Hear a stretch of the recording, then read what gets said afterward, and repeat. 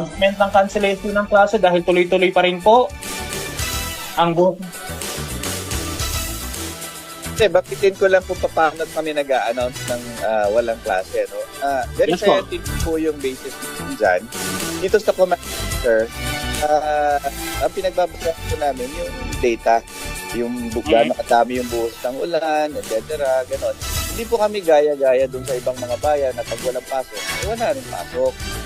So, pinagbabasihan po tayo at pwede na po mag-declare kasi yung mga schools na affected ng bagyo. For instance, doon sa area ng na lugar ninyo, kung sabi ng eskwelahan, kandido yung kute, ay yun naman po ay nasusunod. Napakalawak po ng Batangas City. Hindi natin pwedeng basta-basta sabihin na walang pasok sa lahat.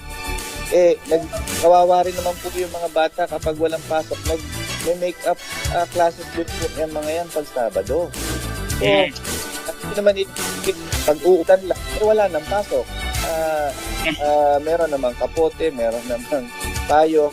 Pero kung sa maliliit na bata, ang assessment ng magulang ay huwag papasukin, tanggap naman po yun. Hindi naman mo kailangan papasukin. But again, ang announcement po ay may power po mag-announce ang mga principal, ang DepEd.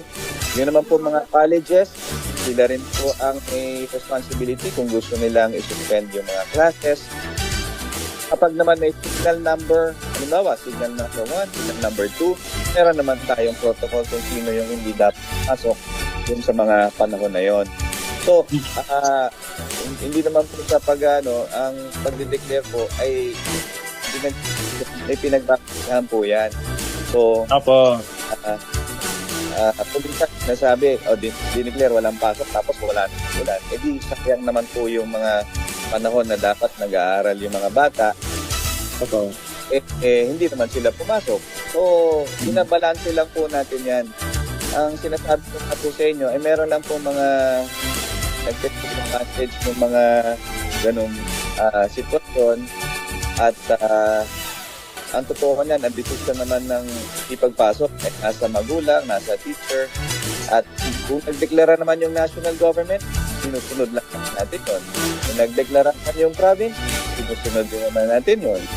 So, ang dami na pong nagde-declare, hindi ko na kailangan dagdagan pa na wala na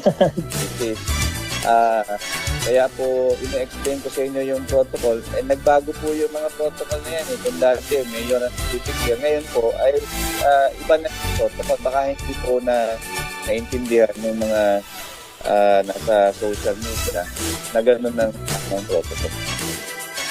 Okay, maraming salamat po sa paglilinaw na yan, Mayor Marvy, dahil talagang napakarami nga po ng nag-abang din at least ngayon ay nalinawan yung ating mga ka-vibes kung paano nga ba nagdedeklara ang Batangas City. Lalo na't alam naman natin na ang command center ng Batangas City ay talagang napaka-high-tech at pagdating sa mga forecast ay hindi magpapaiwan. Kaya nasisiguro ng ating mga ka-vibes, lalo na ng ating mga mag-aaral na updated at nagdedesisyon ng naaayon sa forecast at science ang lokal na pamahalaan ng Batangas City, Mayor. Ano po, siguro pang huli na lang, Mayor, ay baka po meron pa kayong paalala para sa ating mga ka-vibes na nakatutok sa atin ngayon, lalo pa tuloy-tuloy ang matinding buhos ng ulan. At any announcement or messages na nais po ninyong iparating sa ating mga tagapanood at tagapakinig ngayong umaga? Maraming salamat sa pagkakataon na makapagbigay sa inyo sa atin ng information. Nakamonitor po kami lahat. Kung mapansin po lahat po ng resources ng city government ay nasa labas at minomonitor po natin. And sana nga, yung isipin ko kanina, wag palalain sa social media yung mga sitwasyon. Meron naman kami mamayang lalabas ng mga videos, pictures, kung paano umuho yung mga paka. At kaya po natin mga ganito. Lalo na kung wala ng number na nangyayari. So yung mga naghahanap po sa akin, gusto nyo po ako makita, nandito lang po ako sa command center. Nasa ninyo ako. At kanina, umikot na rin po ako doon sa buong city. So, wag palala sitwasyon. Busy po sa pag-rescue at pag-tindi doon sa mga evacuee countries. At maraming salamat dun sa mga kababayan natin na tumutulong sa mga klaseng sitwasyon. At salamat kayo sa pagkakataon na ako'y makapagbigay ng informasyon. Maraming. Maraming salamat dito sa inyo, Mayor Marvin. Saludo po kami sa inyo at ingat po sa inyong pagronda sa buong lungsod ng Batangas. Maraming salamat po sa oras. Salamat. Mga ka-vibes, kasama po natin Batangas City Mayor Marvin Marino sa kabilang linya na talagang tuloy-tuloy sa pag-responde, pagmamonitor ng kalagayan at sitwasyon natin dito sa lalawigan ng Batangas, lalong-lalo na sa kanyang nasasakupan sa Batangas City. Mga ka-vibes, para naman po sa ating weather update, kanina pong alas 11 ng umaga ay naglabas ng rainfall warning alert ang Pag-asa, kung saan nga po ayon po sa Pag-asa ay